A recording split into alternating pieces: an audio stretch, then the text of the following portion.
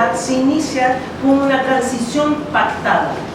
Y el pacto fue a costa de mantener la Constitución del 80. La Constitución del 80 señala, por ejemplo, que el Estado es monolingüe, monocultural, que la base de Chile es la familia, una familia absolutamente convencional, establece la privatización del agua, establece como requerimiento la soberanía y la seguridad interior del Estado. Entonces, es importante situar esto en la transición pactada, porque lo que vemos hoy de estallido y de crisis es producto de que jamás ni la concertación ni la nueva mayoría, sectores supuestamente de una izquierda progresista, hicieron ningún tipo de cambio estructural. En ese sentido, hemos sido bastante enfáticas en señalar que esto no es solamente el gobierno de Piñera y la Alianza para el Progreso, sino que da cuenta de más de, ¿cuántos años? 20 y tantos años, 30, que no se hizo literalmente ningún cambio sustancial.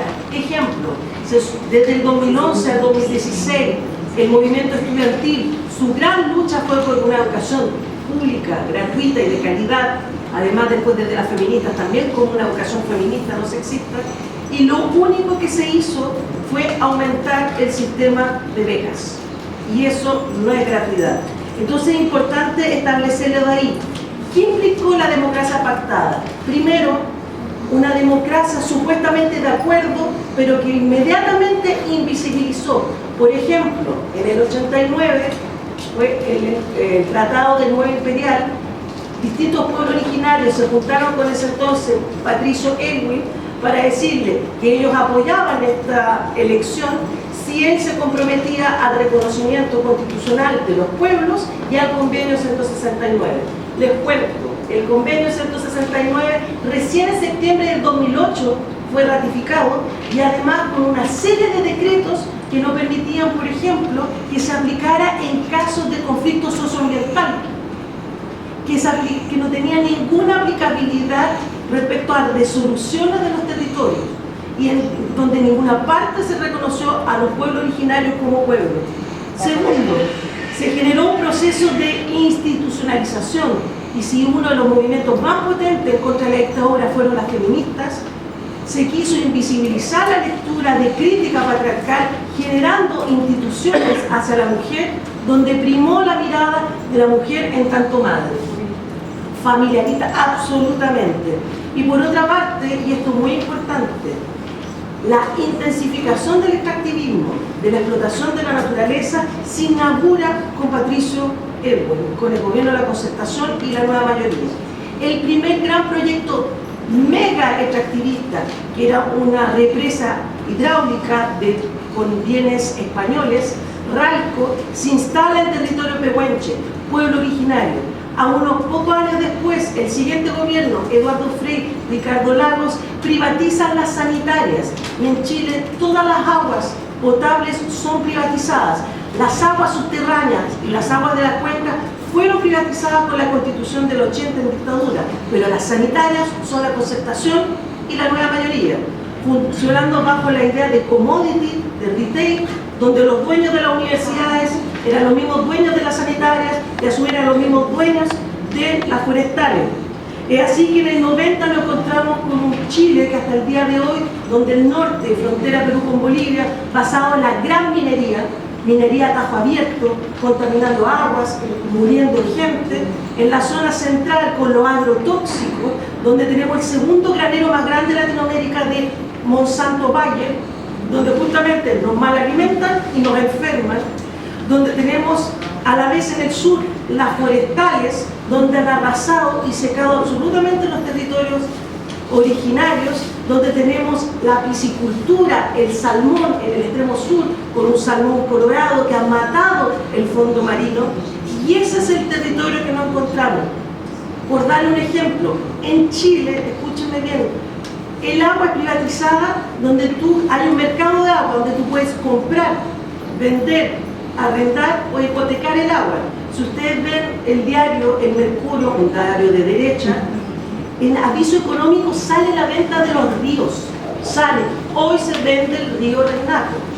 Así de dramático es la situación. Es así que en Chile somos el país de segunda reserva de agua dulce más grande de Latinoamérica de glaciares, pero al mismo tiempo hay 20 comunas que no tienen agua y que se abastecen con camiones alquiles, donde comunidades tienen que defecar en bolsas porque no tienen sistema de agua. Por darle un ejemplo, una comunidad agrícola cercana a Santiago, San Pedro de Melipilla, el 80% de los derechos de agua están sobreotorgados, o sea, se vendió más agua de la recarga hídrica de las cuencas. Y esto se va acentuando en territorios de pueblo originario y se acentúa además la precarización de las mujeres. Hemos hecho una reflexión cómo el feminicidio está muy directamente relacionado también con territorios absolutamente degradados. Entonces, también desde los 90 aumenta la criminalización y la protesta hacia el pueblo mapuche, donde hay una institucionalidad que de cierta forma dice lo que se permite, una educación, salud con pertinencia cultural, pero por otro lado con asedio, con criminalización y asesinatos de comuneros y comuneras. Vuelvo a insistir, Bachelet, Frei, Patricio Elwin, Ricardo Lagos, y eso nos parece muy importante. Entonces, ¿por qué señalar esto? La violencia estructural y la precarización de la vida en estos años de transición pactada se intensificó, y es por eso que nuestra lectura en este proceso es justamente que esto tiene un largo origen. Solamente agregar que me parece importantísimo que dentro de lo que es esta transición o democracia pactada, también la justicia hacia todo lo que fueron los crímenes de lesa humanidad fueron también negociados en la medida de lo posible. Justicia en la medida de lo posible. De hecho, el dictador Augusto Pinochet muere impune y hasta el día de hoy se están muriendo mujeres, madres, esposas, familiares de detenidos desaparecidos, de ejecutados políticos, sin saber el paradero de su familia, y ejecutados políticos sin hasta el día de hoy tener justicia, o justicia ridícula, sin encarcelamiento de breves condenas. Eso quería agregar como... Y por ejemplo, sí, hay 3 detenidos desaparecidos en democracia, y tenemos un caso emblemático, Macarena Valdés. En agosto del 2016 ella fue asesinada, está ahí junto a esta casa, ella fue asesinada en un territorio mapuche en Tranquil por resistirse a la construcción de mini hidroeléctricas del Paso. O sea, queremos insistir. ¿Qué ha pasado en movilización? El movimiento estudiantil fue un movimiento muy potente, 2011, 2016, 2006, 2011, 2016, de grandes movilizaciones que nosotras también hacemos la lectura, que ahí hay un germen de la rabia. Muchos quienes se movilizaron hoy también están en el estallido, porque ahí fue el engaño constante de los distintos gobiernos de turno de no justamente generar un proyecto de una educación pública real. Por otra parte, el movimiento feminista llevamos años, décadas desde la lucha, una memoria larga data desde la lucha dictatorial, pero también con el aumento y la inexistencia de algún tipo de política en términos de los feminicidios y de la violencia estructural hacia las mujeres. Y eso es importante, la violencia político-sexual como una herramienta que se generó, se consolidó en la dictadura, pero que se mantiene hasta el día de hoy. De hecho, en la protesta actual han habido, ¿cuántos los casos? 80 mujeres, hombres y disidencias sexuales, pero sobre todo hacia las mujeres. Por otra parte, el movimiento mapuche, absolutamente el pueblo mapuche en distintas organizaciones y movimientos, también con mucha impronta. De hecho, muchos también plantean que hoy por primera vez los otros pueblos chilenos vivimos lo que ellos han vivido sistemáticamente en los territorios. Y finalmente, las luchas socioambientales.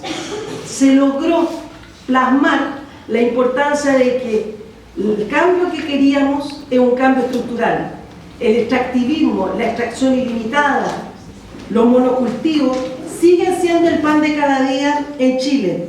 Y es así que llegamos el 19 de octubre, con todo este caminar. Venía hace mucho tiempo distintos espacios movilizados. Algunos dicen que un estallido espontáneo, sin duda, pero una espontaneidad arraigada en un cuerpo absolutamente oprimido y donde hay una rabia acumulada. Sin embargo, somos enfáticas en que todos los movimientos sociales, así como los pueblos originarios, el mundo afro, el espacio rural, tenemos propuestas, tenemos agendas, tenemos programas. Entonces también nos parece súper riesgoso cuando dicen, bueno, pero este movimiento, No, es una gran diversidad donde hay grandes propuestas y donde un elemento clave, y con esto voy a ir cerrando para que complemente, ha sido la lucha por una asamblea constituyente, plurinacional, entendiendo lo plurinacional como un encuentro entre pueblos originarios, naciones, comunidades y territorios, no como el pueblo de Chile y los pueblos originarios. Somos mucho más que eso, distintas comunidades políticas. Feminista porque no queremos reducir la paritariedad del 50% como criterio, sino entender el feminismo como una mirada transversal de cómo construir una constitución.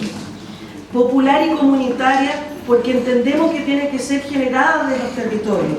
Y lo que nos encontramos hoy es que finalmente, con partidos de oposición, derecha y supuestamente oposición crítica, se firmó un acuerdo de paz en que, para constituir una asamblea constituyente, primero, establecer el orden público. Segundo, 2/3 para la decisión en cualquier tema. Ojo, 2/3 es lo que establece para decidir en el Congreso la figura de la Constitución del 80. Entonces, algunos dicen, pero bueno, no hay problema, pero simbólicamente es muy duro, porque nos remite a la forma de hacer político. Tercero, las y los constituyentes serían elegidos al igual que diputados y senadores, por lo que tendríamos que inscribir listas de los movimientos sociales donde no tendríamos cobertura televisiva, porque los porcentajes de las votaciones anteriores, la que se aplica para la cantidad de minutos en la tele de este programa. Después, no se va a actualizar el padrón electoral. Significa que quienes voten el próximo año por sí o no son los que tienen 20 años más arriba, porque nuestra última elección fue hace 2 años. Y lo último y más potente es la disputa simbólica. Se va a llamar a una convención constitucional. Ni siquiera quisieron dejar el nombre que habíamos solicitado. Y en abril de 2020 se va a llamar a votar. O queremos convención mixta, 50% parlamentarios, 50% sociedad civil, o convención constitucional, con lo que le acabo de contar. Seguimos movilizados, quizá a nivel internacional no hay tanta cobertura, pero nos parecía muy relevante en un espacio como aquí el señalar lo que está aconteciendo. Vemos que hay una progresión, un acumulado de experiencia que ha permitido constituir este contexto. Los movimientos sociales hemos tenido un rol importante en la construcción del contexto en relación a lo que señalaba Pancha. Desde 2006 más o menos hay movilizaciones masivas, hay una experiencia, hay un aprendizaje, hay una forma que hemos tenido de tomarnos la calle, los movimientos sociales, estudiantes, mujeres, feministas, socioambiental, hemos ocupado el espacio público y también hemos ido profundizando nuestras demandas, porque en estos más de 10 años, casi 15 años de lucha del movimiento social, las respuestas del gobierno siempre han sido parciales. Como decía Pancha, con la educación gratuita nos pasó así con todas las demandas. Entonces hoy día el movimiento social ya no quiere mesas de trabajo, no quiere medidas parciales, nosotros apuntamos a un cambio más estructural y en ese sentido la Asamblea Constituyente suponía un horizonte que en el fondo ampliaba mucho más las demandas y nos permitía poner la demanda que lo que queremos hacer es construir otro pacto social, otro modelo, otra forma de relacionarnos. Entonces, ese acumulado social, ese acumulado de los movimientos, de las organizaciones, es lo que hoy día también nos tiene en un contexto de movilización, y lo menciono porque al menos en Chile eso se ha intentado invisibilizar y, como decía Pancha, se pone el énfasis en el vandalismo, en que esto es un problema de orden público, que esto es espontáneo, y tiene bastante de espontáneo, pero no podemos desconocer también el rol que las organizaciones de la sociedad civil hemos jugado en la construcción de este contexto. ¿Cómo se traduce en la vida misma de las personas este rol subsidiario que está instalado en la Constitución política? Por ejemplo, la salud como un derecho humano en Chile no es entendida como un derecho, sino como una mercancía, como un bien transable también en el mercado. Quien tiene dinero puede pagar por salud y quien no lo tiene un sistema de salud muy precario. Entonces, la Constitución Política de Chile ampara y permite esta privatización de empresas públicas y servicios sociales, ¿cierto? Transfiriendo funciones que debiesen ser del Estado a los privados y hay una lucha permanente, ¿cierto?, por levantar, ¿cierto?, la demanda de la salud como un derecho humano, como un derecho que debiese ser garantizado por el Estado, que debiese ser de calidad, que debiese tener cobertura universal, ¿cierto? Y por supuesto que para eso debe ser cambiada la Constitución Política a través de una asamblea constituyente. Hay que sumar a esto el potencial disruptivo que tiene particularmente el movimiento mapuche. El movimiento mapuche es un movimiento histórico de más de 100 años, pero que durante los últimos 30 ha estado en permanente movilización. El hito de fractura, al menos en la corta duración, en 1997, cuando el movimiento mapuche comienza a utilizar la violencia política como un instrumento de movilización, particularmente quemando camiones. Yo creo que esta expresión de la violencia política como un instrumento en la movilización está presente también hoy día en las ciudades de Chile. Hoy día apareció la figura de la primera línea, ¿no?, que son los compañeros y compañeras, sobre todo la juventud movilizada, que está utilizando justamente la violencia política como un instrumento legitimado por el pueblo movilizado, que es lo que precisamente quiere legitimar el gobierno y también la oposición, particularmente neoliberal, que es la concertación. Pero al mismo tiempo el movimiento mapuche ha apostado por otro horizonte civilizatorio que yo creo que también está poniéndose justamente en duda hoy en Chile, esta posibilidad de construir unidades pero en la diversidad y al mismo tiempo potenciar una democracia radical desde los territorios, ¿no? Y es por eso que ha aparecido la idea de autodeterminación política, ya no únicamente para los pueblos indígenas, sino también para todos los pueblos y territorios de Chile, con la finalidad de gestar otra conformación estatal, otra forma de construcción de la comunidad política, ¿no?